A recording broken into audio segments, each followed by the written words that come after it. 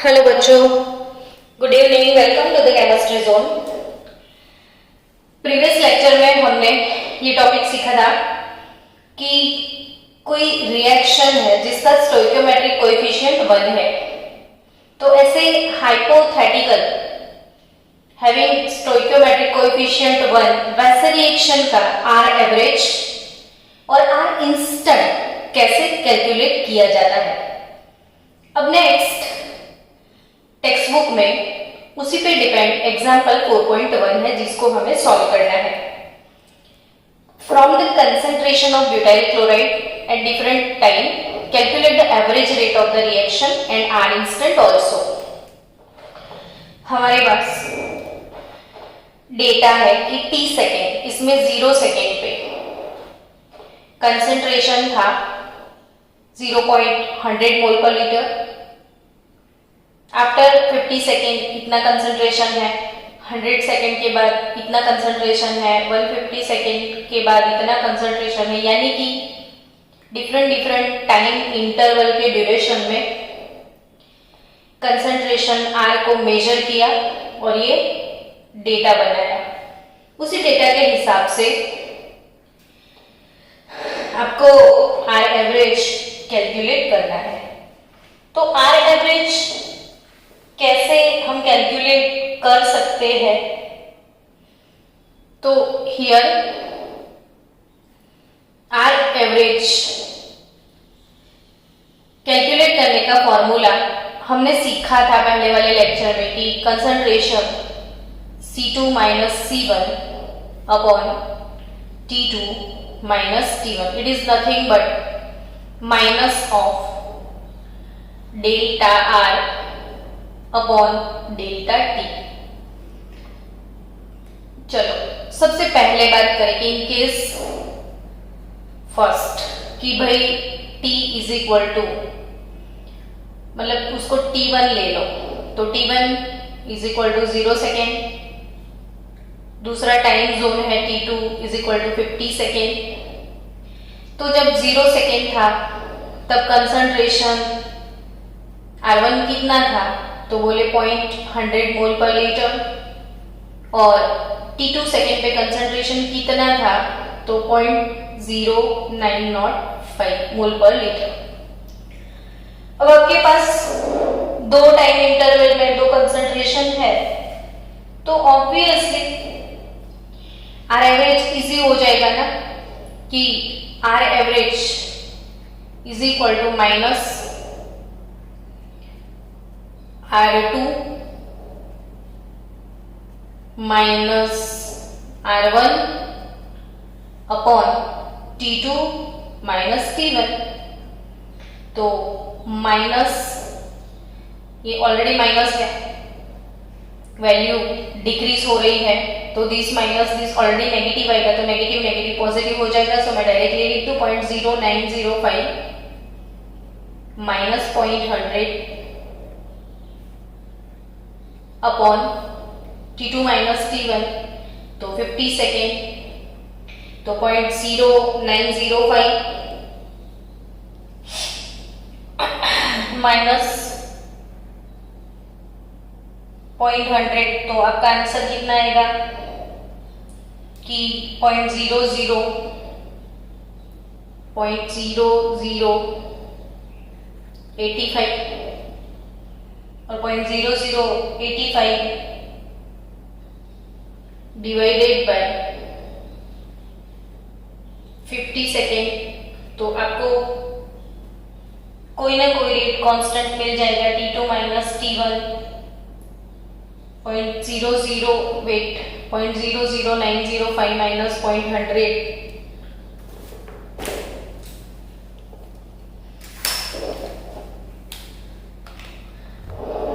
0.100, minus 0.095 0.100 minus 0.0905, तो it is 0.0095 upon 50, तो divided by 5 0, that is equal to 1.9 into 1 2 3 4 10 raised to minus 4 1.9 into 10 raised to minus 4। अब आपको unit लिखना है तो rate is equal to generally होता क्या है, तो कंसंट्रेशन बाय टाइम होता है ना बच्चों। तो कंसंट्रेशन अपॉन टाइम, तो आप यूनिट कैसे लिखोगे, तो कंसंट्रेशन का यूनिट कौन सा है, तो कंसंट्रेशन का यूनिट होगा मोल पर लीटर और टाइम सेकेंड है अपना, तो मोल पर लीटर पर सेकेंड। तो ऐसे ही ये केस 1 मैंने सॉल्व किया। अब आपको सेम वे केस 2 सॉल्व करना है। तो केस 2 आपका क्या होगा, तो अगेन आपको T2 और T3 का इंटरवल लेना है। T2 आपका कितना है 50, T3 कितना है तो 100 सेकेंड। T2 पे कंसंट्रेशन R2, T3 पे कंसंट्रेशन R3, तो R2 0.0905, R3 0.0820। तो ऑब्वियसली बच्चों R एवरेज तो minus R3 minus R2 upon T2 minus T1, यानी कि rate R3 minus R2, R3 minus R2 upon T3 minus T2। समझ गए आप? तो आपको अगेन रेट कांस्टेंट मिल जाएगा 1.7 इंटू 10 रेज टू माइनस 4, पहले था 1.9, अब हो गया 1.7। धीरे धीरे रेट डिक्रीज होता जाएगा। वो चीज भी आप नोटिस करना कि by the time reaction slow down होगा। इनिशियली रिएक्शन फास्ट होता है, धीरे धीरे वो स्लो हो जाता है। अब वही रिएक्शन को अब सारे केस में आप अलग अलग से ऐसे लिखो तो भी चले, और इसी क्वेश्चन को आप टेबल फॉर्म में बना दो तो भी चलेगा। तो टेबल फॉर्म में कैसे बना सकते हैं, तो टेबल में डायरेक्ट T1 सेकेंड, फिर T2 second, T1 second, T2 second, फिर T1 सेकेंड पे कंसंट्रेशन R1, T2 सेकेंड पे कंसंट्रेशन R2, फिर हो जाएगा आपका R एवरेज, तो R2 minus R1 upon T2 minus T1। तो T1 सेकेंड अगर आपने यहाँ पे 0 ले लिया तो T1 सेकेंड सबसे पहले कितना था, T1 सेकेंड तो 0, उस वक्त कंसंट्रेशन कितना था तो 0.100।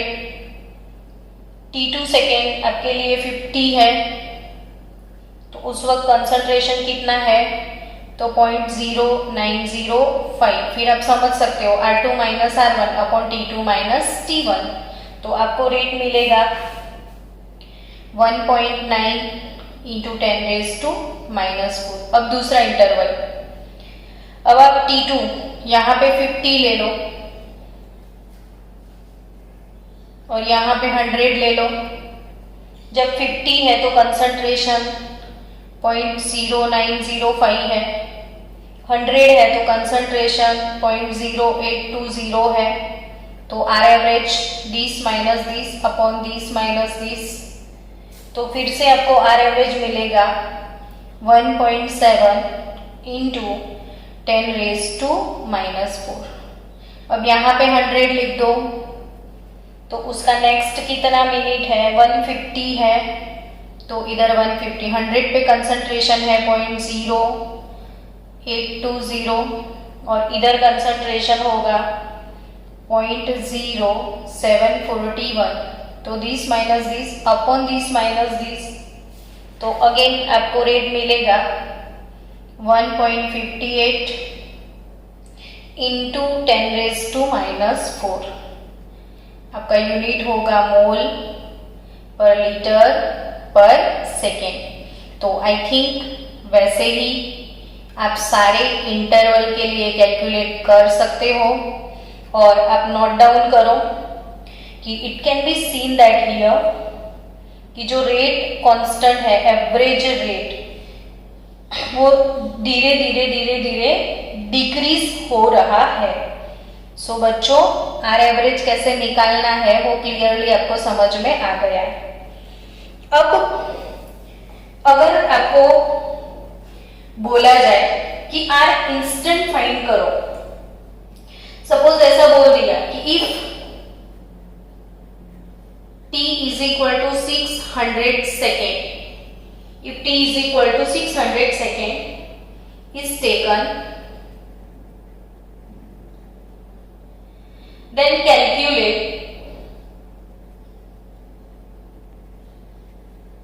r instant। अब t 100 सेकेंड, यहाँ पे 50, 100, 150 का डेटा है हमारे पास, 200 का है, 300 का है, 400 का है, लेकिन 600 का नहीं है। अब इसको क्वेश्चन 600 पे कितना होगा, तो ऑब्वियसली 600 पर तो हमने थियोरेटिकली नहीं कैलकुलेट किया है, नहीं देखा है, तो वो ग्राफ से मिल जाएगा। तो जो चीजें इंस्टेंट टाइम की, एट रैंडम टाइम की आपको चाहिए, तो इसके लिए आपको क्या प्लॉट करना पड़ेगा, ग्राफ। तो अब ग्राफ को प्लॉट किया जाए।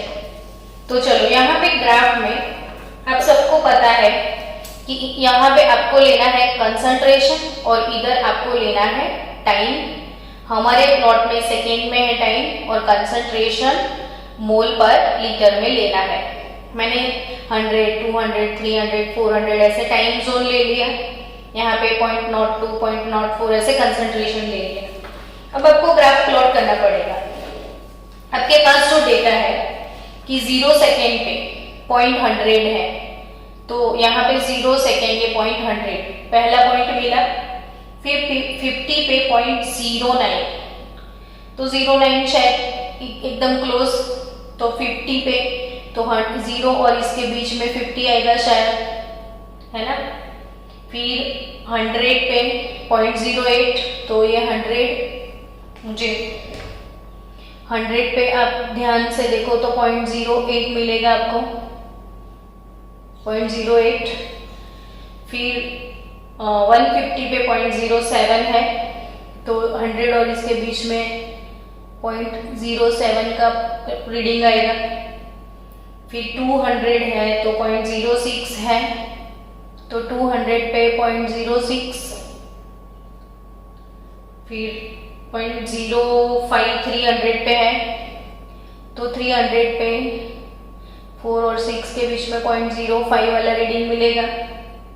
400 पे 0.04 है, तो ये 400.04, फिर 700.02,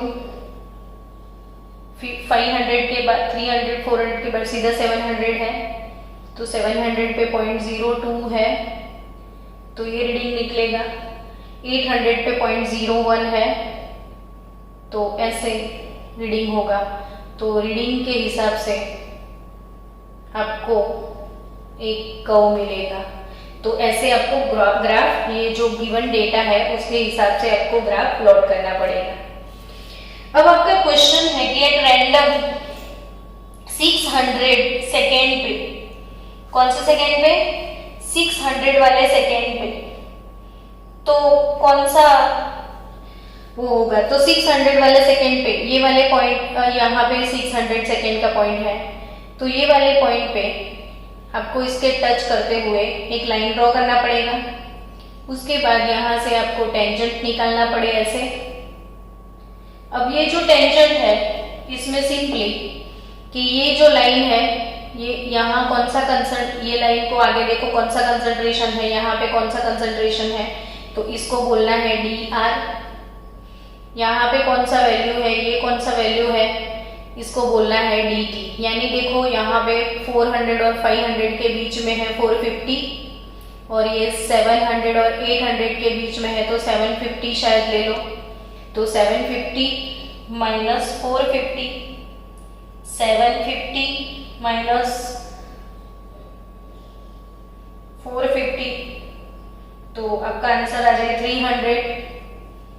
तो तो ये इन दोनों के बीच का डिफरेंस ले लो। तो चलो ये टेंजेंट कैसे निकालना है वो समझ गए आप। तो ये हो जाएगा आर इंस्टेंट। तो ग्राफ से आर इंस्टेंट ऐसे ही मिलेगा और यहाँ से आपको एक्सटेंड करके देखना है कि एग्जैक्ट कंसेप्ट। अभी ये मेरे पास क्या प्रॉब्लम है कि ये मेरे पास रैंडम वैल्यू है। क्यों? कि ग्राफ पेपर नहीं है ये एग्जैक्ट ग्राफ। आप अगर ग्राफ पेपर पे प्लॉट करोगे तो आपको बीच वाले मिसिंग छोटी वैल्यू भी परफेक्ट मिलेगी, तो उसके हिसाब से आपका आंसर परफेक्ट है। अभी मेरा तो वो परफेक्शन कुछ है नहीं इसमें, 0.03 और यहाँ पे शायद 0.01 हो सकता है। तो 0.03 डिवाइडेड बाय 0.01 यानी कि 0.02 डिवाइडेड बाय 300, तो 6.6 जैसा कुछ वैल्यू मेरा आता है। लेकिन अगर आप परफेक्ट करोगे ग्राफ पेपर पे उसको लिख के, तो t 600 सेकेंड पे अकॉर्डिंग टू टेक्स्ट बुक देखा जाए तो ये वैल्यू है, एग्जैक्ट वैल्यू है यहाँ पे 0.0165 वैल्यू है। यहाँ से परफेक्ट वैल्यू 0.02 के नीचे कौन सी है 0.0165 और यहाँ से परफेक्ट वैल्यू है 0.037। आप ग्राफ पेपर पे प्लॉट करोगे तो आपको एग्जैक्ट वैल्यू मिलेगा और डिवाइडेड बाय 800 माइनस 400 सेकेंड, तो अपॉन 400 सेकेंड और आपका आंसर आएगा 5.12 into 10⁻⁻5 मोल पर लीटर पर second. It is just for understanding बच्चों। ये वैल्यू ऐसे आपको देखनी है, ये वैल्यू ऐसे देखनी है कि यहाँ पे कौन सी वैल्यू है। तो ये इतना जो पार्ट है वो डी आर और ये वाला पार्ट डी टी, तो वो है आर इंस्टेंट। तो जस्ट फॉर एक्सप्लेनेशन कि आर इंस्टेंट कैसे कैलकुलेट किया जाता है, बट एग्जाम में ऐसी चीजें वो नहीं आती है। ये जस्ट आपके कंसेप्ट क्लियरेंस के लिए है, ठीक है। तो चलो बच्चों हम नेक्स्ट टॉपिक को कवर करते हैं अब। तो नेक्स्ट टॉपिक हमारा कौन सा है उस तरफ मूव करते हैं। तो टेक्स्ट बुक में नेक्स्ट टॉपिक है जो कि टॉपिक लिखा हुआ है पर दिया नहीं है और उसकी वजह से वो पूरा एक टॉपिक बीच में से मिसिंग है टेक्स्ट बुक में। लेकिन अगर आप टेक्सचुअल एक्सरसाइज में देखोगे तो वही क्वेश्चन पूछा हुआ भी है। तो ये कंफ्यूजन है कि पूरा टॉपिक गायब है टेक्स्ट बुक से और पीछे एक्सरसाइज में वही टॉपिक का बहुत बड़ा क्वेश्चन है। तो वो क्वेश्चन मैं करवा दूं आपको, और वो क्वेश्चन है स्टेट। क्वेश्चन कौन सा है कि state and explain the factors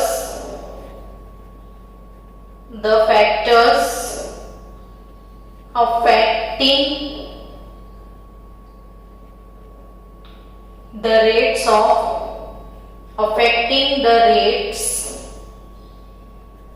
of chemical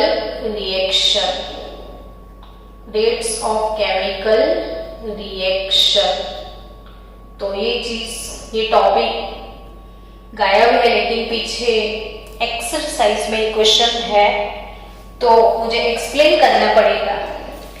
तो यही क्वेश्चन को हम सॉल्व करते हैं अभी कि कौन से फैक्टर्स हैं जिस पे रेट ऑफ रिएक्शन डिपेंड करता है। तो इसमें सबसे पहला फैक्टर है बच्चों द स्टेट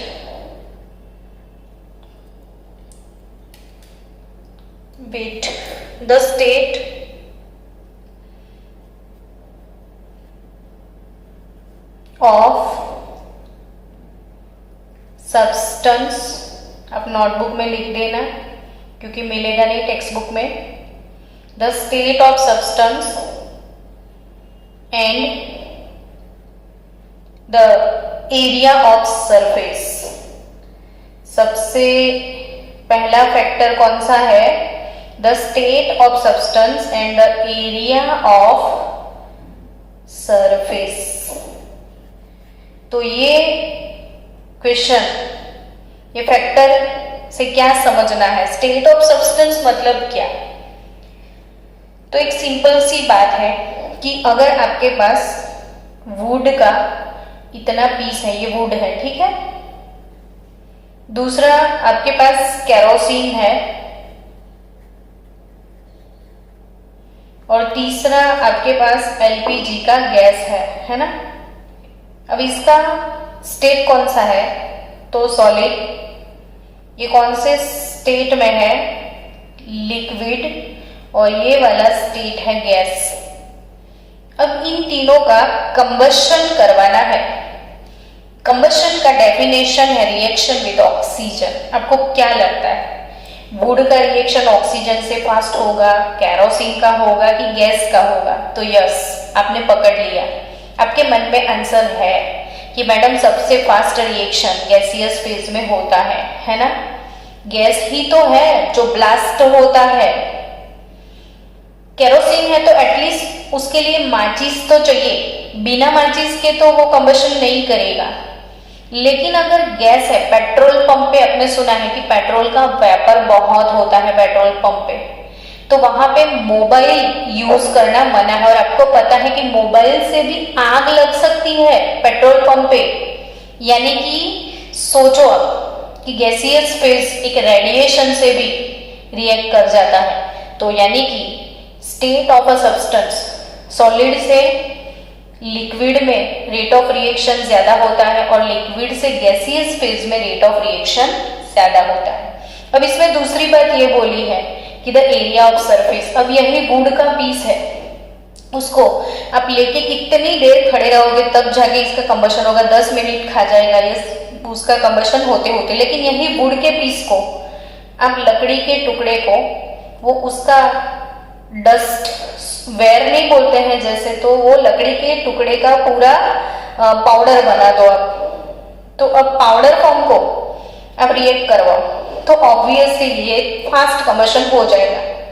यानी किसी भी चीज का, देखिए जैसे ये पानी है, इसमें इतना बड़ा आपने वो साकर का टुकड़ा डाला हुआ है, तो वो क्या जल्दी डिजोल्व होगा? नहीं, बहुत देर लग जाएगी। लेकिन उसी साकर के टुकड़े को आपने पीस के पाउडर बना लिया, तो छोटे छोटे पार्टिकल डाल दिए, 1 मिनट क्या 1 सेकेंड में डिजोल्व हो जाएगा। कितना फास्ट? क्यों? तो अभी इसका सरफेस इतना ही है जो पानी से टच करता है। अब इसको आप पाउडर बना दोगे तो बहुत एक पार्टिकल का सरफेस एरिया मिलेगा। तो जो पाउडर फॉर्म होता है उसका सरफेस एरिया ज्यादा होता है, हर एक पार्टिकल के आजू बाजू में कांटेक्ट होगा तो सरफेस एरिया बढ़ जाएगा। तो एरिया ऑफ सरफेस अगर इंक्रीज होता है तो रेट ऑफ रिएक्शन भी इंक्रीज होता है। तब भी हम कोई भी कैटालिस्ट यूज करते हैं कोई भी रिएक्शन में तो वो पाउडर फॉर्म में लेते हैं। तो कोई भी चीज पाउडर फॉर्म में होगी तो सरफेस एरिया इंक्रीज होगा तो रेट ऑफ रिएक्शन बढ़ जाएगा। सेकेंड फैक्टर है हमारा कंसंट्रेशन ऑफ सॉल्यूशन। तो कंसंट्रेशन जितना ज्यादा होगा, कंसंट्रेशन जितना ज्यादा होगा उतना ही, कंसंट्रेशन जितना ज्यादा होगा उतना ही रेट ऑफ रिएक्शन इंक्रीज होगा। ऑब्वियसली आज आपको होमवर्क में 2 क्वेश्चन मिले हैं और कल आपको होमवर्क में 10 क्वेश्चन मिले हैं, तो आपका रेट कौन से रिएक्शन में फास्ट होता है? तो ज्यादा कम ज्यादा स्पीड। वैसे ही कोई भी इंडस्ट्री में ये चीज को फॉलो करते हैं, N2 gas 3H2 gas gives to ammonia gas. Suppose ये वाला रिएक्शन है। अभी इस रिएक्शन के लिए हम लिटरली बोल सकते हैं कि rate depends upon the concentration of reactant, है ना। अगर मैंने ऐसा लिख दिया, ऐसा अगर मैंने लिखा कि rate depends upon the concentration of reactant, तो ऑब्वियसली इन दोनों का कंसंट्रेशन अगर इंक्रीज होगा तो रेट इंक्रीज होगा।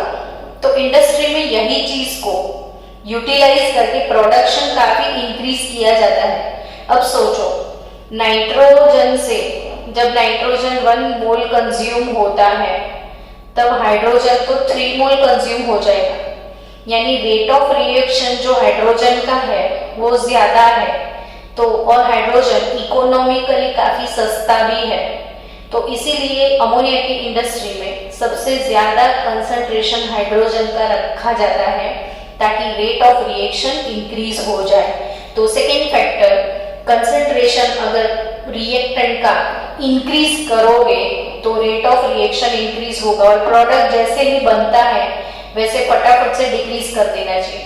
यानी हमेशा कंसंट्रेशन ऑफ रिएक्टेंट इंक्रीज करना चाहिए और कंसंट्रेशन ऑफ प्रोडक्ट डिक्रीज करना चाहिए।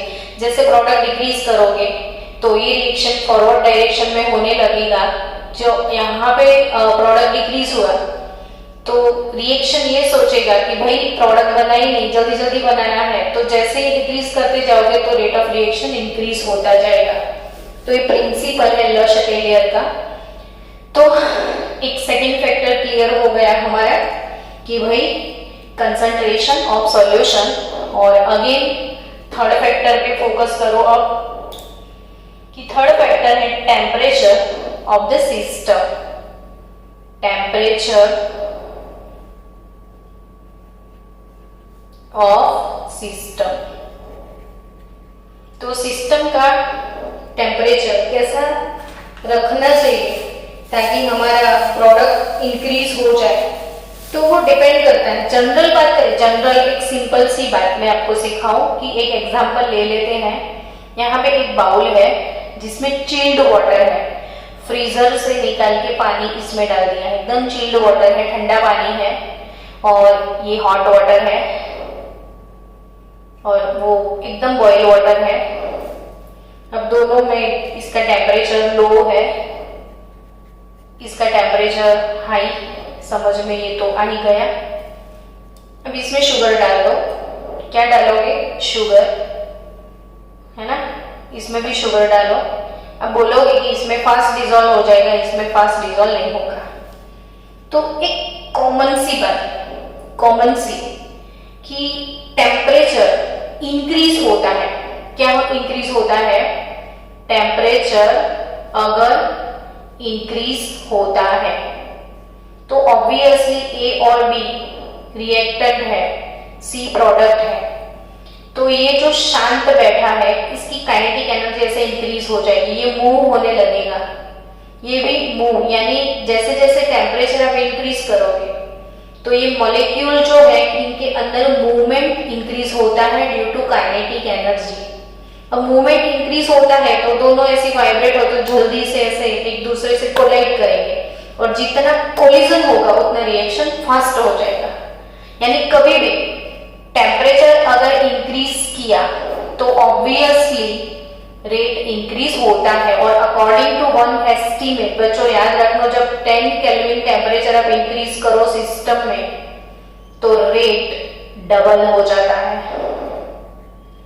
जस्ट इतना इंक्रीज कर लिया 10 केल्विन तो रेट डबल हो जाता है टेम्परेचर इंक्रीज करने से। लेकिन फिर भी इंक्रीज करो तो आप तो यही सोचोगे तो फिर टेम्परेचर बहुत ज्यादा इंक्रीज कर दो, रिएक्शन बहुत फास्ट हो जाएगा। तो फिर वैसा नहीं होता कि बहुत इंक्रीज किया फायदा हुआ, इंक्रीज किया फायदा हुआ तो भाई करते जाओ करते जाओ करते जाओ बहुत फायदा मिलेगा, वैसा नहीं होगा। अब बहुत एक्सेस टेम्परेचर इंक्रीज करना है या नहीं वो डिपेंड करता है टाइप ऑफ रिएक्शन पे। अगर हमारा रिएक्शन एक्सोथर्मिक है और हमारा रिएक्शन एंडोथर्मिक है, एक्सो यानी हीट रिलीज होता है ना, हीट क्या होता है? रिलीज होता है, और यहाँ पे हीट क्या होता है? एब्जॉर्ब होता है। तो हीट रिलीज होता है, यहाँ पे हीट रिलीज होता है, यहाँ पे हीट एब्जॉर्ब होता है। जब एंडोथर्मिक रिएक्शन है, जो हीट एब्जॉर्ब करता है उसको इंक्रीज इन टेम्परेचर पसंद आता है। यानी अगर आपके विंटर है और विंटर में अगर वो आप आग लगा के बैठे हो, हाथ सेक रहे हो, तो आपको मजा आएगा वार्म एटमॉस्फेयर में, क्योंकि विंटर है वैसे भी और आपको हीट चाहिए। लेकिन समर में इतना गर्मी है और दोपहर को 2 बजे आपको कोई हाथ सेकने को बोले तो झापट याद आ जाता है, वो आपको फ्रीज याद आता है, एसी याद आता है। यानी कि एक्सोथर्मिक रिएक्शन में लो टेम्परेचर, एक्सोथर्मिक रिएक्शन हो तो लो टेम्परेचर सूट करता है, एंडोथर्मिक रिएक्शन है तो उसको हाई टेम्परेचर चाहिए। तो अब एक्सेस टेम्परेचर, वैसे टेम्परेचर इंक्रीज करो तो रेट ऑफ रिएक्शन बढ़ता है, लेकिन ज्यादा इंक्रीज करना है कि नहीं वो सोचना है रिएक्शन के ऊपर। तो अगर एक्सो है तो एक्सेस टेम्परेचर नहीं रख सकते, उसको लोअर टेम्परेचर सूट करेगा। अगर वो एंडो है तो कितना भी टेम्परेचर एक्सेस कर लो, इसको मजा आ जाएगा। तो यानी temperature of the system, temperature increase करो, रेट इंक्रीज होगा, बट एक्सेस इंक्रीज करना है तो रिएक्शन देखना पड़ेगा। यानी हमने 3 फैक्टर डिस्कस किए, अब मेमोराइज करो कौन से 3 फैक्टर थे। तो पहला वाला कौन सा था, the state of a substance and the area of surface. दूसरा वाला कौन सा था, कंसंट्रेशन ऑफ सॉल्यूशन। तीसरा वाला कौन सा था, टेम्परेचर ऑफ द सिस्टम। तो चौथा वाला है भी कि नहीं है, तो होगा फोर्थ है प्रेशर ऑफ द सिस्टम। कौन सा फैक्टर है fourth one, pressure of the system. अब प्रेशर तो गैसियस फेज के लिए ही होता है, लिक्विड और सॉलिड के बारे में इसका कोई मीनिंग नहीं है। अगर पूरा रिएक्शन गैसियस है, गैस गैस गैस के बीच में होता है, तो for example N2 gas plus 3 mole H2 gas gives 2 mole ammonia gas. CO gas plus NO2 gas gives CO2 gas plus NO gas. अगर ऐसे रिएक्शन है तो प्रेशर इंक्रीज करने से कोई फायदा होगा? तो ऑब्वियसली बच्चों, गैस के लिए प्रेशर वही तो उसका कंसंट्रेशन है। कंसंट्रेशन इंक्रीज करोगे ना तो प्रोडक्ट इंक्रीज होता ही है, रेट ऑफ रिएक्शन इंक्रीज होता है। लेकिन यहाँ पे प्रेशर के लिए मैं आपको एक चीज बोलूं, वो हमेशा याद रखना, कॉम्पिटिटिव के लिए आपके माइंड में केमिस्ट्री का ये कंसेप्ट होना चाहिए कि अगर ऐसे रिएक्शन है उसमें प्रेशर का क्या रोल है। तो एक चीज याद रखो कि जब भी आप प्रेशर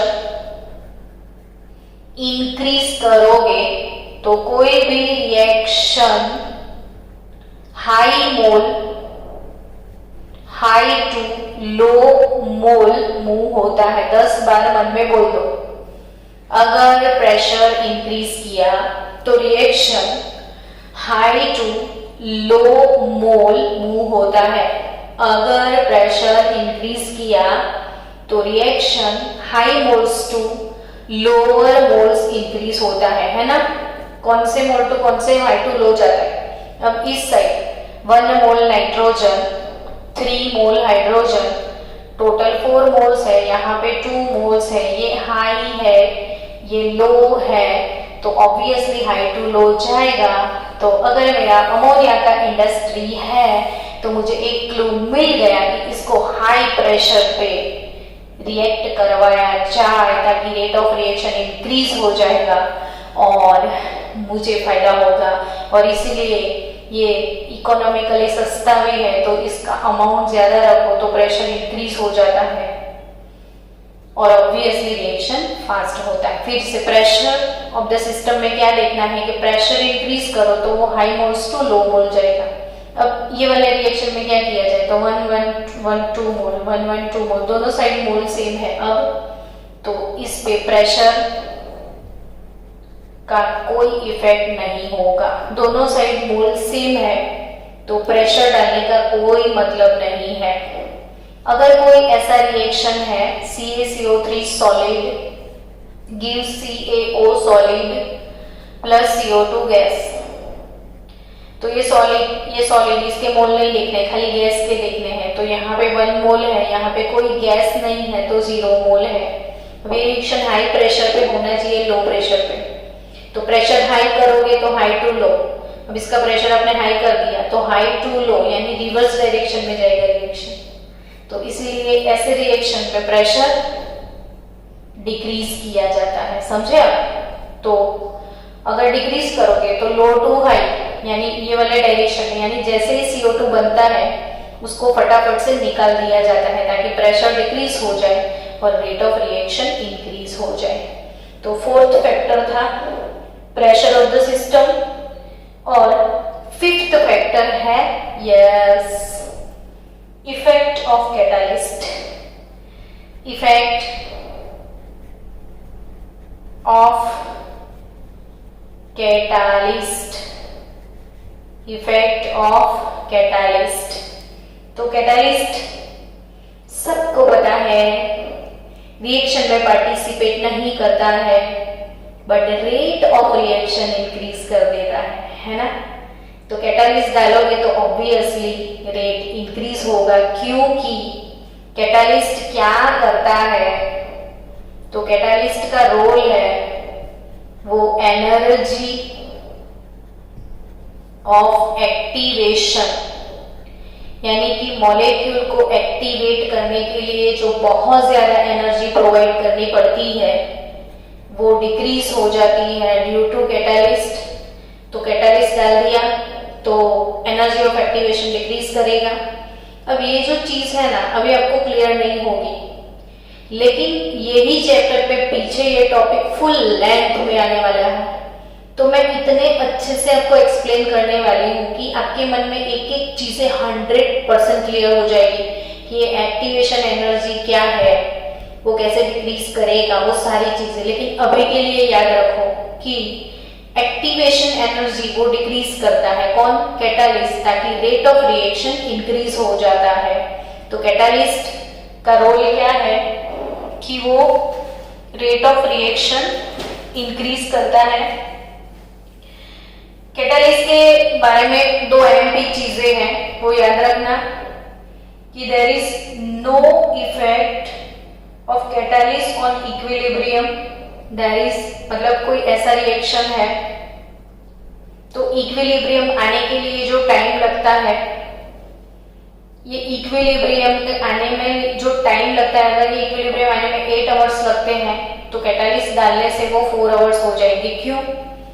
तो ये जो फॉरवर्ड रिएक्शन है और ये वाला रिवर्स है, तो कैटालिस्ट फॉरवर्ड को जितना फास्ट बनाता है ना उतना ही रिवर्स को भी फास्ट बनाता है। अगर इसने फॉरवर्ड को फास्ट बना दिया तो रिवर्स रिएक्शन पे भी उतना ही इफेक्ट डालता है। इसीलिए जो कैटालिस्ट है वो मतलब there is no effect of catalyst on equilibrium constant. Equilibrium constant जो है K, उस पे कैटालिस्ट का मतलब कैटालिस्ट डालने से इक्विलिब्रियम कांस्टेंट K का वैल्यू चेंज नहीं होता है। और वो इसीलिए चेंज नहीं होता है क्योंकि ये दोनों रिएक्शन को इक्वली फास्ट करता है, दोनों रिएक्शन का रेट इक्वली बढ़ाता है। सो कैटालिस्ट के बारे में आपको पता चल गया कि कैटालिस्ट रिएक्शन को फास्ट बनाता है क्योंकि वो एनर्जी ऑफ एक्टिवेशन डिक्रीज करता है रिएक्टेंट का। और जो दूसरी चीज याद रखनी है कि कैटालिस्ट इक्विलिब्रियम कांस्टेंट K को चेंज नहीं करेगा क्योंकि वो फॉरवर्ड और रिवर्स दोनों रिएक्शन को फास्ट करता है। तो यहीं पे एक बड़ा सा क्वेश्चन हमारा खत्म हो गया, और वो क्वेश्चन कौन सा है, तो factors affecting on rate of reaction. Total 5 factors हमने डिस्कस किए हैं और ये 5 के 5 फैक्टर्स आप नोटबुक में लिख देना। कल सुबह मॉर्निंग में लेक्चर नंबर 4 होगा अपना कि rate of reaction whose stoichiometric coefficient does not equal to 1, तो वो वाला टॉपिक हम कल डिस्कस करेंगे।